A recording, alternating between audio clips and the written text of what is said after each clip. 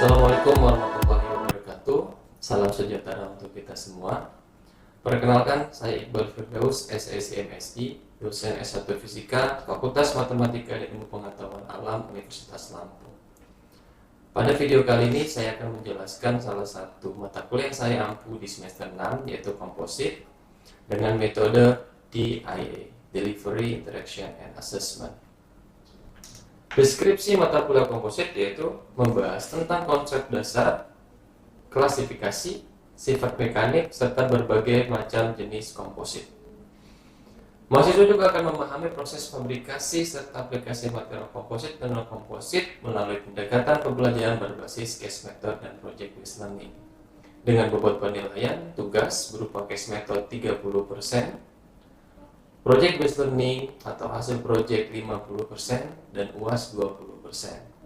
Di mana untuk project mahasiswa akan melakukan mini riset terkait komposit maupun nano komposit. Selanjutnya metode yang saya gunakan dalam perkuliahan ini yaitu sinkronus dan asinkronus. Sinkronus tatap muka di kelas dengan metode ceramah dan diskusi, dan asinkronus digunakan untuk meletakkan materi serta tugas-tugas mahasiswa menggunakan website viklas.unila.ac.id. Demikianlah deskripsi singkat mata kuliah komposit. Selanjutnya saya akan menampilkan video pembelajaran di dalam kelas. Terima kasih. Saya Hari. Wassalamualaikum warahmatullahi wabarakatuh.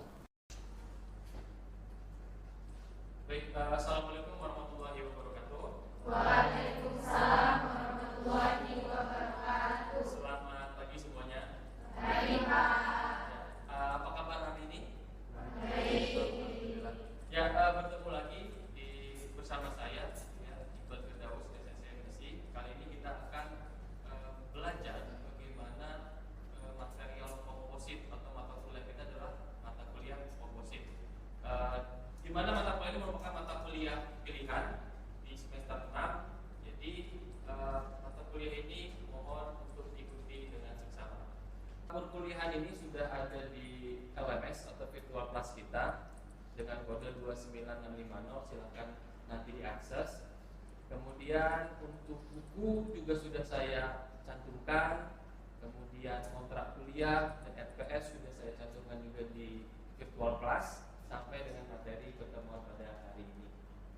Nah, sebelum kita masuk ke materi, pertemuan pertama sesuai RPS adalah tentang pendahuluan material. Apakah setuju? Setuju. Baik, jika setuju, selanjutnya kita akan masuk ke materi pertama seperti yang saya sebutkan tadi tentang pendahuluan material komposit. Nah, teman-teman di sini apakah sudah tahu apa itu komposit? Ya, silakan lagi. Menurut saya, komposit itu adalah penggabungan dua atau lebih material yang digunakan untuk menciptakan material baru yang lebih baik atau lebih kuat. Oke, terima kasih jawabannya. Apakah ada yang ingin menambahkan atau cukup? Oke, kita simpan jawaban Adi apakah benar, ya. Ya, baik. Jadi komposit itu apa? Jadi komposit adalah campuran dua atau lebih bahan penyusun yang sifat fisik maupun sifat kimianya itu berbeda secara signifikan, tetapi dia tetap terpisah dan berbeda pada tingkat makroskopik maupun dalam struktur akhir. Dan untuk apa? Untuk menghasilkan material baru yang sifatnya tentu lebih unggul dibandingkan daripada bahan material secara individu. Jadi definisi yang dijelaskan yang dijawab oleh Ali tadi sudah cukup benar, sudah cukup untuk menjawab apa itu komposit. Jadi komposit itu adalah penggabungan dua material atau lebih juga bisa. Nah, material itu dianggap komposit. Jadi kalau pertanyaan seperti itu, dia ada dua level struktural. Kapan dia dikatakan mikrostruktural, kapan dia dikatakan makrostruktural. Ini dikatakan mikrostruktural jika dia kurang dari 0,01 cm, kalau makro tentunya lebih dari 0,01 cm. Nah, syarat utama dikatakan komposit itu ada dua. Yang pertama ada reinforcement dan yang kedua ada matriks. Ada yang tahu nggak apa itu reinforcement, apa itu matriks? Ya, siapa yang ingin menjawab? Ya. Jadi matriks itu kan saya mengikat dan reinforcement mengangkat. Oke, terima kasih jawabannya Lisa. Ya, jadi benar yang dikatakan oleh Lisa. Jadi syarat komponen unsur utama dari komposit adalah matriks dan reinforcement. Matriks sebagai pengikat, reinforcement sebagai penguat. Di mana ada istilah lain dari reinforcement yaitu filler. Jadi tidak usah bingung apa itu filler, apa itu reinforcement, sama-sama sebagai material penguat. Nah, jika digabungkan antara matriks dan reinforcement, material matriks dan reinforcement ini akan menjadi yang namanya komposit. Nah, penjelasan berikutnya lebih rinci tentang apa itu reinforcement penguat, apa itu matriks pengikat. Jadi yang mencirikan reinforcement biasanya bahannya itu lebih kaku, lebih kuat, dan gampang putus. Fungsinya untuk apa? Fungsinya untuk sebagai penguat atau kerangka dari suatu komposit. Nah, jadi penguat ini harus dilindungi. Jadi tidak bisa berdiri sendiri antara matriks sama reinforcement. Jadi harus dilindungi dengan apa? Dengan matriks. Jadi fungsi matriks juga itu sebagai pelindung dari reinforcement. Oke, bisa dipahami? Bisa. Oke. Terima kasih. Selanjutnya komposit yaitu material komposit yang tersusun dari komponen-komponen alami. Bisa dari tumbuhan, bisa dari hewan. Jadi bahan-bahan ini itu banyak sering kita temui. Contohnya apa? Contohnya ada kayu, kemudian ada serat kelapa, kemudian bisa juga dia getah karet, kemudian dari cangkang kerang juga bisa bahan alam dari komposit. Nah, selain bahan alam komposit, ada juga yang namanya bahan buatan atau bahan konvensional. Jadi bedanya apa? Bedanya ini disintesis komponennya, bahan kimia, berbahan kimia, bukan dari alam. Ini sudah bahan kimia, atau bisa dikatakan sebagai apa? Sebagai rekayasa manusia, baik sebagai reinforcement ataupun sebagai matriksnya. Dan komposit ini dirancang untuk apa? Balik lagi ke flashback ke slide pertama tadi, yaitu untuk meningkatkan sifat mekanik seperti kekuatan tarik, kemudian kekakuan, ketahanan panas, dan tentu saja harus ringan. Bedanya komposit itu pasti materialnya ringan. Itu salah satu kelebihan dari komposit. Sampai sini ada yang ingin bertanya? Tidak? Oke, baik. Kalau tidak ada pertanyaan, saya lanjut. Nah, tadi kita sudah membahas tentang penyusun komposit, apa itu komposit, penyusun komposit, kemudian bahan alam maupun bahan konvensional dari komposit. Sekarang kita masuk ke dalam jenis matriks dan reinforcement komposit atau disebut dengan konstituen.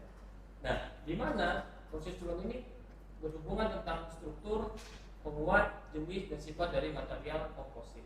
Jadi kalau misalkan dibikin bagan, terdapat bahan komposit, gitu ya, terdapat bahan komposit ini dibagi menjadi 3, yaitu particle reinforced, kemudian fiber reinforced, dan struktural. Di mana particle reinforced ini itu dibagi lagi menjadi large particle, kemudian disperser strength. Kemudian begitu juga dengan fiber reinforced ini dibagi jadi dua, continuous dan discontinuous. Fiber ada yang align dan short. Nah, yang short ini dibagi lagi align dan randomly oriented. Kemudian yang structural itu laminate dan sandwich panel. Nah, contohnya seperti di sini, ya, struktur dari si komposit. Ya, ada partikel, ada yang short fiber, ada continuous fiber, ada yang laminate. Laminate itu adalah susunan dari lamina, banyaknya lamina. Kalau disusun ditumpuk-tumpuk itu jadinya lamina. Nah, Kemudian komposit material, dari reinforcement ada partikel, komposit materialnya partikel dan reinforce. Kemudian bentuknya strukturnya ada randomly aligned, kemudian aligned continuous fiber dan laminate. Contohnya seperti apa? Contohnya seperti ini. Bisa dibayangkan? Bisa. Oke, good. Nah, sifatnya itu ada yang isotropik dan anisotropik. Yang satu isotropik itu yang partikel dan soft fiber, kemudian yang anisotropik itu ada dari soft fiber juga ada, dari model dari line, kemudian continuous fiber dan laminate or layer. Nah, kita tadi membahas sedikit tentang composite particle. Jadi apa itu composite particle? Jadi composite particle itu tersusun dari matrik dan komponen berbentuk partikel, serat pendek atau mister. Itu dari composite particle. Nah, fungsi partikel dalam komposit itu apa? Yang pertama, dia membagi agar beban terdistribusi merata dalam matriks. Jadi salah satu fungsi yang penguat. Jadi ketika dia diberi beban akan terdistribusi secara merata di dalam matriks. Itu salah satu rahasia atau kunci dari kekuatan bahan material komposit. Kemudian yang kedua, otomatis dia menghambat deformasi plastik, seperti yang dibahas di perkuliahan logam korosi, ada membahas tentang deformasi plastik. Kemudian meningkatkan kekekuatan otomatis, kemudian mengurangi biaya efisien, dan yang terakhir adalah meningkatkan sifat panas, kemudian tahan aus, konduktor panas, konduktor listrik, ketahan korosi dan abrasi serta magnet. Seperti itu. Jadi di salah satu komposit partikel aja kita sudah mulai memahami bagaimana teknologi komposit atau material komposit ini sangat-sangat berpengaruh pada teknologi perkembangan saat ini. Seperti itu. Nah, setelah komposit material, setelah komposit partikel, seperti yang saya jelaskan sebelumnya, bagaimana kekuatannya, bagaimana dia kelebihannya, dan ini merupakan gambar dari komposit partikel. Tadi ada sebagai partikel dan short fiber. Seperti ini gambarnya, komposit partikel, komposit short fiber. Dan ini akan kita bahas lebih dalam lagi di pertemuan selanjutnya. Oke, selanjutnya kita akan membahas tentang klasifikasi komposit. Kira-kira ada yang sudah tahu belum? Klasifikasi komposit itu dibagi menjadi berapa? Oke, siapa yang ingin mencoba menjawab pertanyaan saya tadi tentang klasifikasi komposit? Ya, silakan. Kita. Yang pertama itu ada polimer matrix komposit. Oke. Yang kedua ada keramik matrix komposit, sama yang ketiga ada metal matrix komposit. Oke, terima kasih atas jawaban kita. Gimana teman-teman, betul? Betul ya, jawabannya betul. Jadi yang pertama itu klasifikasi pertama ada polimer matrix komposit atau PMC. Kemudian yang kedua adalah metal matrix komposit. Yang ketiga adalah keramik matrix komposit. Jadi ada 3 klasifikasi komposit. Tentu dari ketiga klasifikasi komposit ini mempunyai ciri khasnya masing-masing. Dan matriksnya ya sesuai dengan namanya. Kalau namanya polimer matrix komposit berarti apa? Dari polimer. Kemudian kalau metal matrix komposit ya metal atau logam. Seramik matrix komposit berarti Keramik. jadi bisa dibedakan di 3. Nah, selanjutnya kita bahas satu persatu. Yang pertama ialah polimer matrix komposit atau PMC. Nah, materi PMC itu terdapat di pertemuan kalau tidak salah 8, gitu ya. Jadi di situ akan membahas tentang polimer matrix komposit secara komprehensif. Karena yang pertemuan perdana, maka hanya saya spill sedikit, gitu ya. Saya memberikan pendahuluan bagaimana klasifikasi salah satunya polimer matrix komposit, apa itu matrix komposit, dan biasanya ada aplikasinya. Nah, polimer matrix komposit sesuai namanya, jadi matriksnya dia menggunakan polimer dan serat itu sebagai reinforcement-nya atau penguatnya, seperti itu. Dan selanjutnya itu tentang metal matrix komposit. Sesuai namanya, berarti matriks itu terbuat dari metal. senjata. Penguatnya seperti di slide ini, yaitu ada serat atau fiber, ada butiran, ada whisker, ada partikel atau keramik, dan ada kabel logam atau metal wire. Nah, di sini salah satu contohnya dari CMC, diambil dari Keller et al. 2014. Kemudian selanjutnya adalah seramik matrik komposit. Sesuai namanya sama tadi, matriks seramik matrik komposit, berarti matriknya berasal dari seramik atau material seramik. Nah, biasanya CMC ini merupakan material dua fasa dengan satu fasa sebagai penguat dan satu fasa sebagai matriks. Nah, biasanya itu gabungannya antara Si dan C. Itu salah satu contoh seramik matrik komposit atau silika karbid seperti itu. Nah, selanjutnya adalah keunggulan dan kelemahan material komposit. Tentu ada keunggulan, ada kelemahan dari material komposit sesuai dengan klasifikasi yang kita bahas tadi. Misalkan polimer matrik komposit, keunggulannya dia mudah diproses dan tidak dicetak. Kemudian yang kedua mempunyai ketahanan yang bagus terhadap korosi. Nah, namun polimer matrik komposit dia mempunyai kelemahan. Yang pertama, satu suka terurai, yang kedua mudah terbakar. Yang kedua, metal matrik komposit, keunggulannya tidak mudah terbakar, mudah diproses, tapi kelemahannya dia mempunyai biaya produksi yang mahal. Yang selanjutnya adalah seramik matrik komposit, keunggulannya densitas rendah, kemudian elastisitas modulusnya besar. Kelemahannya relatif mahal dan sulit diproduksi dalam jumlah yang besar. Seperti itu. Jadi tiap klasifikasi komposit itu mempunyai keunggulan dan kelemahannya. Lalu ada pertanyaannya, gimana kalau kita ingin membuat komposit? Kita sesuaikan aplikasinya untuk apa. Jadi kita bisa membuat atau sintesis material komposit ini lebih mudah disesuaikan dengan aplikasi. Jadi setelah kita belajar tentang pengertian dari komposit, kemudian klasifikasi atau konstituen, kemudian tadi klasifikasi komposit juga sudah kita bahas, maka yang selanjutnya akan kita bahas tentang pengembangan komposit. Nah, di sini saya beri contoh komposit ini yaitu tentang nanofiber PVA SO2 dari silika sekampak. Jadi matriksnya kita menggunakan PVA, kemudian penguatnya atau reinforcementnya kita menggunakan SO2, dan SO2 nya kita mengambil dari bahan alam. Jadi kita mengombinasikan antara sintesis atau bahan kimia dan menggunakan bahan alam. Nah, kalau kita lihat seperti ini merupakan hasil dari karakterisasi menggunakan sel. Ya, jadi karakterisasi menggunakan sel. Jadi di sini dia mempunyai keunggulan. Kalau hanya dia PVA saja, ketika dia diberikan panas itu terjadi penyusutan 30,56%. Kemudian ketika ditambahkan SO2 2% atau dengan penambahan SO2-nya 2% berat dari PVA itu tidak ada yang namanya penyusutan atau sedimentasinya nilai 0.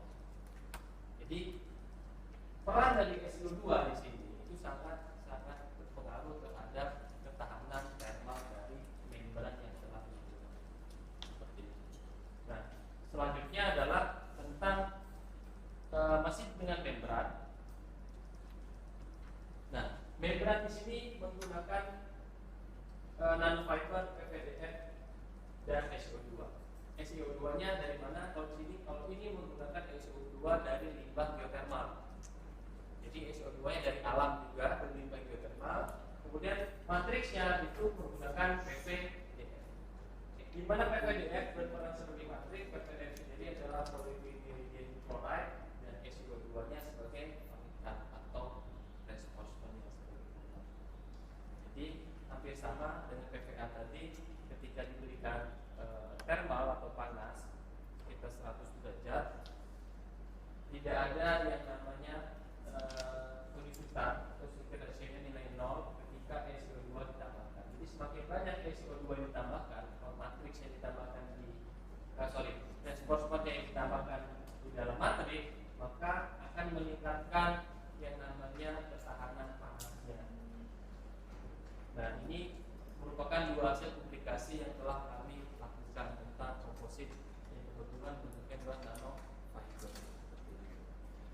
Apakah ada yang ingin bertanya?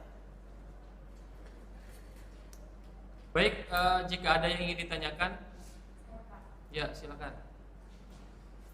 Sebelumnya tadi kan dijelaskan bahwa komposit itu terdiri dari pengikat sama penguat. Nah, pertanyaan saya, apa pengaruh dari distribusi partikel penguat terhadap performa mekanik dari komposit partikel? Terima kasih. Baik, pertanyaan bagus dari Ilmi. Ya, jadi pertanyaannya adalah distribusi partikel penguat pengaruhnya bagaimana gitu ya terhadap performa dari si komposit, performa mekanik dari komposit. Jadi sebenarnya di penjelasan saya sudah ada saya spill gitu ya terkait distribusi partikel, karena distribusi partikel ini akan mempengaruhi yang namanya kekakuan dan deformasi plastik. Nah, jadi ketika distribusi merata, ketika si material atau komposit tadi diberikan beban, maka beban tadi akan disebar merata. Karena apa? Karena distribusi partikelnya tadi rata. Dan otomatis kekakuannya meningkat, dia terhindar dari atau mengurangi deformasi plastik. Dan kalau distribusinya tidak merata, otomatis bebannya ketika diberi beban material komposit tadi akan mengganggu dari kekakuan material komposit. Seperti itu penjelasannya. Ada yang ingin ditanyakan lagi? Saya Pak. Ya, silakan. Bisa. Perkenalkan, nama saya Lisa Arnawati, NPM 2217041028. Saya izin bertanya Pak, mengapa komposit alami seperti serat tumbuhan itu masih dipertimbangkan untuk aplikasi teknik? Sedangkan dia tuh memiliki kekuatan yang lebih rendah daripada serat sintetik. Terima kasih. Baik, pertanyaan bagus dari Lisa. Gimana teman-teman, ada yang coba ingin menanggapi nggak atau menjawab pertanyaan dari Lisa? Saya Pak, Ya, silakan. komposit alami seperti serat tumbuhan itu masih dipertimbangkan karena biaya produksinya rendah, terus karena lingkungan serta dapat diperbarui, terus ketersediaannya di alam itu masih minim Pak. Oke. Ya, terima kasih ini atas jawabannya. Jadi benar sekali, kenapa komposit alam seperti serat tumbuhan itu masih sangat dipertimbangkan untuk aplikasi, karena ya itu tadi, selain ramah lingkungan, dia juga apa? Ketersediaannya masih sangat melimpah. Jadi untuk eksplorasi aplikasi komposit sangat-sangat memungkinkan. Seperti itu. Oke, mungkin ada pertanyaan lagi? Pertanyaan terakhir lah untuk kelas hari ini. Saya Pak. Banyak juga yang nanya ini. Oke, karena pertanyaan terakhir, random aja saya milih ya. Ya, silakan. Meiza. Baik Pak, tadi kan Bapak sudah menjelaskan tentang pengembangan komposit nanofiber PVA SiO2 dari Scampadi. Pertanyaan saya, bagaimana pengaruh skala nano terhadap kinerja material komposit? Oke, pertanyaan yang bagus gitu ya. Untuk yang lain yang ingin bertanya bisa setelah perkuliahan ini ataupun minggu depan, disimpan dulu pertanyaannya. Jadi pertanyaannya adalah bagaimana pengaruh skala nano dalam kinerjanya terhadap material komposit. Jadi untuk skala nano atau nano komposit, walaupun itu bentuknya flower ataupun fiber, pengaruhnya adalah skala nano ini meningkatkan luas permukaan kotak antara matriks dan reinforcement. Sehingga apa yang terjadi? Dari kontak tadi, luas permukaan yang besar antara matriks dan penguat akan meningkatkan yang namanya kekuatan mekanik, ya, kestabilan termal, konduktivitas juga meningkat. Jadi itu keuntungan skala nano dalam kinerja material komposit. Nah, seperti contoh tadi, kita menggunakan contoh penguatnya adalah SiO, dan SiO2 yang ditampilkan tadi di materi tadi itu bisa diaplikasikan sebagai separator baterai lithium ion. Baik, terima kasih atas pertanyaannya, atas perhatiannya terhadap materi. Mungkin untuk hari ini kita cukupkan, tapi sebelum saya tutup perkuliahannya ada sedikit oleh-oleh untuk kalian. Baik, oleh-olehnya adalah di virtual class atau learning management system mata kuliah komposit sudah saya beri sebuah video YouTube. Nah, silakan kalian nanti bagi dalam 5 kelompok, ya, dibagi 5 kelompok.